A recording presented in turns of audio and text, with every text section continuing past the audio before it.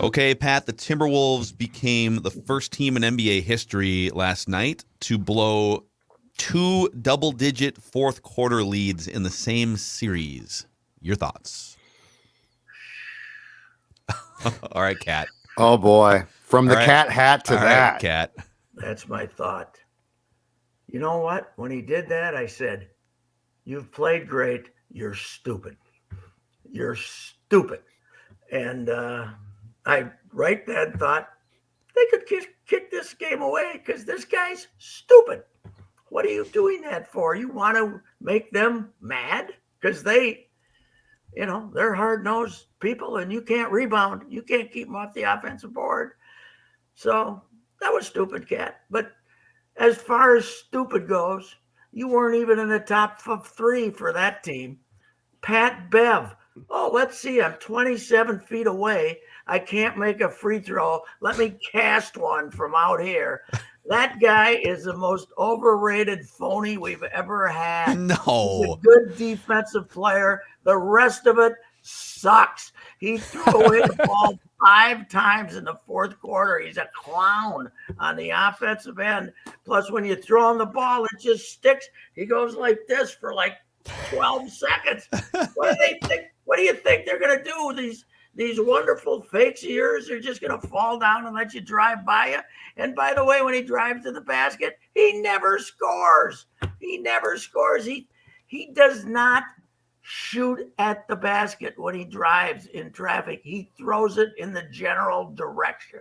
He just tosses it up there and prays that it might bounce around and go in.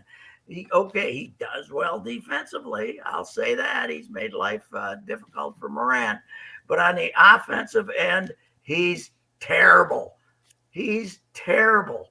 And he stops the but he wasn't the worst guard on the court. That was D-Low. Bring back Wiggy. This guy sucks. That's my opinion. I think what you just did there, like I did the same thing to my wife after the game and Ventline were over. That was just me for like a half hour. And she's like, just shut up. Let's go to bed. This is why are you ranting about this? Anthony Edwards, and I love me some Ant. He's my guy, and I think he's destined for superstardom. And he hits that 3 in the corner. My God, what a shot. Why are you gambling with 3 seconds to go? If he stays in front of Ja Morant, Ja probably shoots a fadeaway jump shot, clanks it, and they go to overtime, right? When you gamble, it's over. There was a quote in the paper today from him saying, I thought right away, I'm going to try for this steal when they throw it. Before the inbound even, yeah. I'm going to try for this steal. Why? Why? I don't know. It's pretty amazing that they have looked, for the most part, to be a better team, but they're still going to get beat. They're not going to win. What are the 37-1? By the way, is the 7 seeds are only 37-1 and 1-37 in 7 games since they went to 7 games. Yeah. So I don't know. They're being ridiculed nationally again for.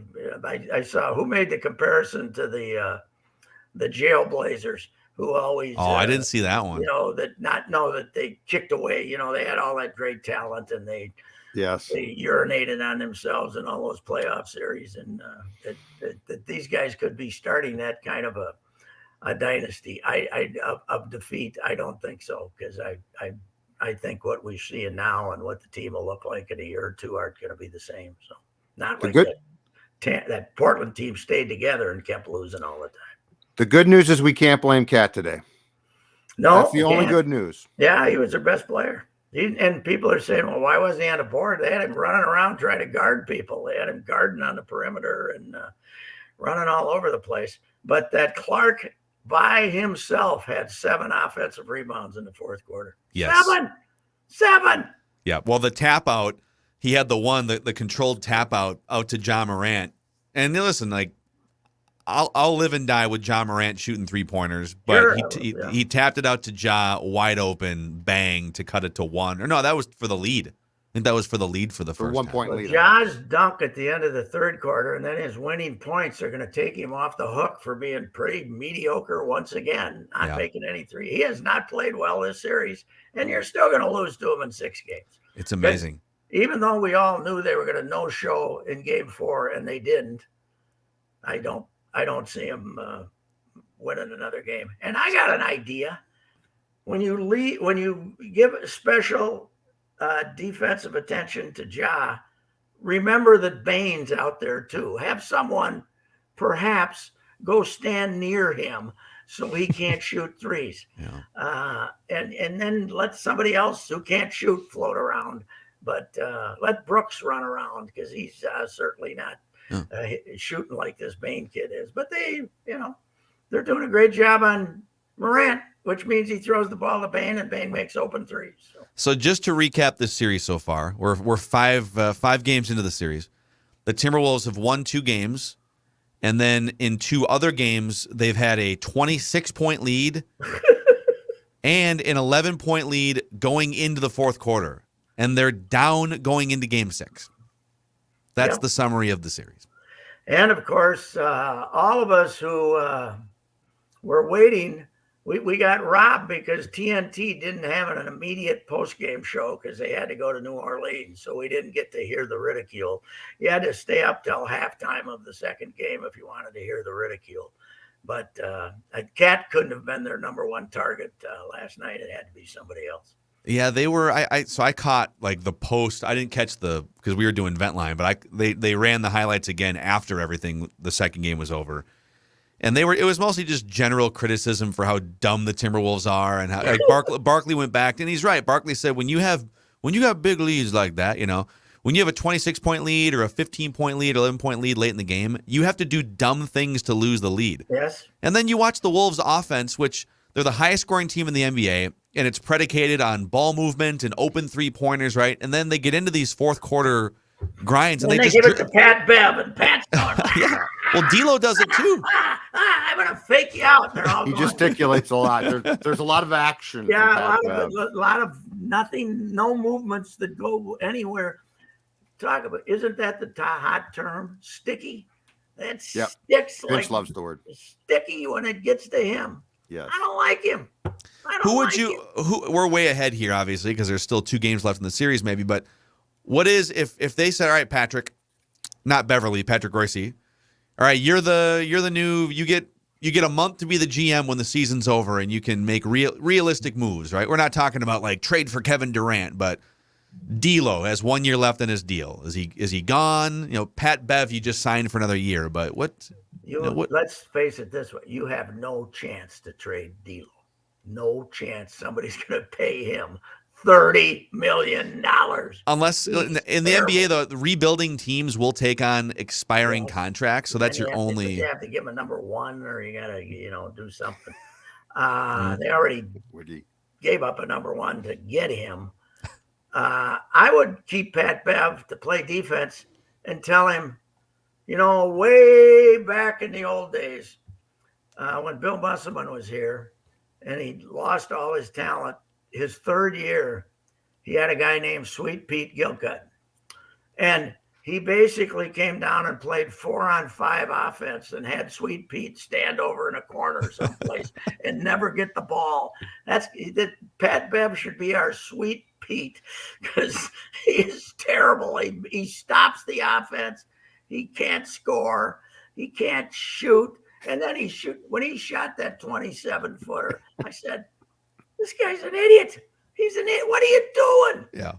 They'll let you have any shot you want because they know you don't make it. So I got a good idea. I'm going to be a hero and throw up this 27-footer. And then the last 30 seconds, D'Lo decided he was going to go and get a basket, not pay any attention to Cat. And I don't know. What the hell was that shot? Yeah, like when your thought Made is, no sense. I'm going to get mine here and be the hero instead of I'm going to get into the offense and get someone, maybe it's me in the end, but someone in open look. That's a problem. Yeah. It's they're ours. Even when they do something right, it turns out to be wrong. And this is just all the all the people who have this team has driven crazy are now just that have now checked in. I was in 2 bars last night. The second one I went to, I heard a guy behind me, and he said, "I'm a fair weather fan. This is the second game I've watched all year." I said, "Well, you're not a fair weather fan when you've only watched 2 games all year, pal." Wait, I'm a little worried that You're you not went a fan. that you went to 2 bars during a depressing Timberwolves game on the eve of your 41st dry date anniversary. Are we good here? 41 we're years? good. Okay. We have no problem. That's for sure. One of those was one of these breweries, the High Flyer or something over Head Flyer. Head Flyer. Yeah. Head Flyer. Over on East Hennepin, which is, they had a good Wolves crowd in there, but they got dogs. There's dogs. Dog in friendly. there. Yeah, Yeah, dogs are. Get them out of here. I don't want dogs. in Oh. my You like bar. dogs? What do you mean? Dogs are all the rage now. They're cool. Yeah, well, I don't know. I don't Stella like loves dogs. sports. Gambles constantly. I As can't I stop said her. today in that column, I like the old bars that had the pool table in the middle, where 2 guys could get drunk and start screaming at each other. And fights could start. I think Not John a bunch of Taffer people determined that's a saying- waste of space. Yeah. I think John Taffer has determined that that's a waste of space and revenue, it, right? It probably is, but Screw John Taffer. What is he anyway, about bars? it's a different kind of crowd, man. It's like 30-year-old couples who want them to win, but it's not life and death. It's not like a wild crowd that'll be foaming at the mouth Sat Monday. And they'll start fights too. Yeah, they get The wild very crowd will throw down. They get very upset. I don't know what to say about this, though. How are we going to, assuming they lose Friday, how are we going to reflect on this season? I don't think it's it's part of I wouldn't something. assume that they lose on Friday. I think this might go 7. This has been such a weird series. Yeah, that's true. They could, but assuming they lose, which they're going to. It's hard because if you were to say before, like, let's say you were to say before the season, all right, they're gonna beat the Clippers in a playing game, and then they're gonna take the number 2 seed to 6 or 7 games, and you don't know how it happened. I think we would all say, oh, okay, and they're gonna win 46 games. But then when you get into the actual series and you see the way that it's played out, and you see that how talented they are compared to Memphis and the 26-point blown lead, it's hard to swallow the way that they're losing the series. You know, you know what surprised me? I thought when Jenkins came out and ripped the referees after Game 4 that he was probably setting up a situation that they were going to get, that Cat had have 3 fouls in the first quarter, and that it was just a ploy, but they got an even shake from the officials last night too. Although I hear that Jim Pete was blaming the officials for the defeat. was he? I would have really? to go back. I would have to That go was back crazy. and look at the tape and see where that was that they got robbed by the officials. So blaming the officials for that. Yeah, that's so Pat, here's my problem. Game 3 was so disastrous and so bad that I actually had honest to God problems being worked up about last night because Game 3 was so bad. Like it was a disaster last night, but it wasn't the disaster that blowing 26 and 25. So I actually was not as worked up as I desired to be about the blown game last night. Well, and here's the other thing. You knew the run was coming, right? It's you knew the run was coming. You knew it was going to end up being close. You just didn't know that they were going to figure out a way to make about 3 rock-headed plays in the last minute and get beat that way. But you knew I just watching the game, I kept saying Memphis is going to have a chance to win this game at some point. Not necessarily succeed. You're going to have a chance to win a game too. And it was, if you take away Game 3, it was a hell of a game, right? It was a good game. But now that you got 2 of them, it's it's different, and it's Wolves, and who knows what this whole operation is going to look. But I got to put it this way: I got less faith in Chris Finch during this series than I did before this series. I mean, I don't think he's been a liability, but I don't think he's been an asset. I don't think he's coached this guy. Now they have done some good things to shut down Morant and pay attention to him, but at crunch time a couple of times I have not been. Yeah, impressed. I really like the play he drew up to get Ant the open look in the corner. Oh yeah, that was great. good. But there's definitely been some, not calling a timeout in game 3 or even the Clippers game. He didn't call a timeout as they blew a 16-point lead or whatever it was. That play, that's what he should have called. That play is what he should have called when he should have called the timeout as they were frittering away the 25-point lead. He should have came up and said, "Come over here, let's do something here." But I don't know. It's just I don't know how many hardcore Timberwolf fans there are in the state. Maybe 20, 200, maybe. Well, and like you said, but to do this, because the crowd you see is much more casual. It's not like fully invested. They want them to win, but they're not like like the Vikings. But if I was one of the 200 hardcores, I'd move. I'd go to Seattle. Well, excuse me. Yeah. Can you, by the way, in the last couple minutes here, for those of us who were tied up on Wolves vent line or didn't watch the end of the Twins game last night, can you succinctly explain what the hell happened for the Twins to win that game? Well, you know how when you're kids and you get to be about 10 or 11, they start having you practice rundowns, right? Yeah. And you always, there's a certain point where you have to when you're chasing a guy back to a base, you have to get rid of the ball with a fair amount of leeway, right? Instead of let him get too close to third base. But the catcher, Eric Haas, who's a hitter, basically, half the time he DHs, just did a little flip, but he flipped her about 40 feet over the third baseman's head, and here came the runs.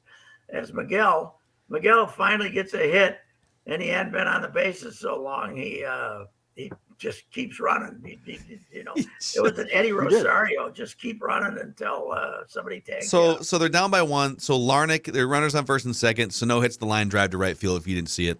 Yeah. And my question is, so it could have been an error, but like the right fielder was going backwards.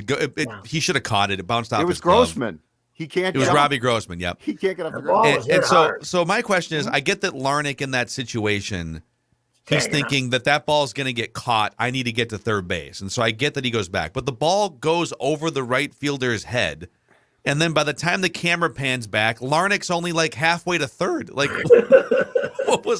how many pianos were strapped to his back? I have no idea. It was chaos, but it's a free win. And meanwhile, the Mighty Whiteys lost again, 8 in a row, I believe. Right? You're right, Pat. Fire Tony. The karma's all wrong there. Yeah. You hit that one on the head. That's the problem. They've had too much go wrong. Yeah, Eloy, but it's a win on a night when nobody was paying any attention to them. But they got this free win, and those are fun. Those are fun. Pat, if your grandson Luke had participated in a little league game in a rundown play that was done that poorly, you would have come on this show the next day to talk about it and complain about how incompetent that team was. That's how bad that was. How the 11-year-olds from Eastridge should get their act together. Yes. It's good. Yeah. It's just baseball is conducive to extremely strange plays. I always love talking to guys who manage a lot in the low minors and tell, some of the stuff they see. And I always remember the one where I can't remember who I was talking to, but it's a fly ball that the guy thinks is going to drop. So he's running from first to third, and the ball gets caught, and he cuts right across the middle of the field to get it back to first base. This is a guy who's playing minor professional ball. And for some reason, the guy who's now knows he's out is running back, and they collide in the middle of the infield as this guy's cutting back from third to first, and they run into each other, and they're both laying out in the middle of the infield. That could almost happen on that play yesterday. Amazing. Yep. Well, Pat, I think you're off for the rest of the week, and so yes, we'll go to Washington D.C. for a family function. So we'll preview Wolves Warriors with you next week after the Wolves win the next 2. All right. Well, that would be fun, but man alive, it is a humorous franchise. Let's face it. It's good. You got to have good humor about these guys, right? Yep. It started off with a coach who used to taunt Karl Malone, and now we've gotten to hear Mussy. This is a franchise that Mussy should have started because he was perfect. He was crazy, and things have been crazy ever since. Yep. All right, Pat. Enjoy your weekend. Yes. Reusse. All right, let's wrap in with Reusse here on Mackie and Judd's Score North YouTube channel.